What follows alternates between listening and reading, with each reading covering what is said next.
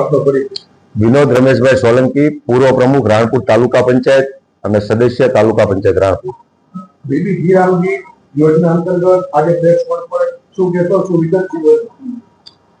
થોડા સમય પહેલા દેશના યશસ્વી પ્રધાનમંત્રી શ્રી નરેન્દ્ર મોદી સાહેબની સરકાર દ્વારા સંસદમાં વિકસિત ભારત રોજગાર અને આજીવિકા ગેરંટી મિશન માટે વીબીજી રામજી અધિનિયમ 2025 દેશના ગ્રામીણ પરિવાર માટે એક ઐતિહાસિક પગલું ભરવામાં આવ્યું છે.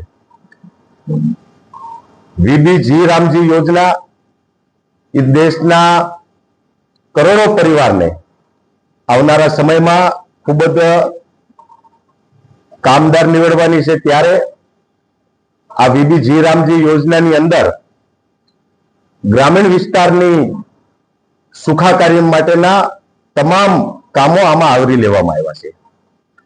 વીબીજી રામજી યોજનામાં ખાસ કરીને ગ્રામ્ય કક્ષાએ જળ સંચયના કામો, ખેડૂતોના વ્યક્તિગત કામો, ખાસ કરીને ખેડૂતોની જમીન સુધારણાના કામો, કેટલ શેડ બનાવવાના કામો, ખેતરને આજુબાજુમાં પાળા બનાવવાના કામો અને ખાસ કરીને હાલમાં જે જરૂરિયાતો છે એવા ઘાસચારાના કામો પણ થઈ શકે એવું આમાં વીબીજી રામજી યોજનાની અંદર ખાસ કરીને આવરી લેવામાં આવ્યા છે. આ યોજનાથી લોકોને શું ફાયદો અને કેટલો ફાયદો થશે?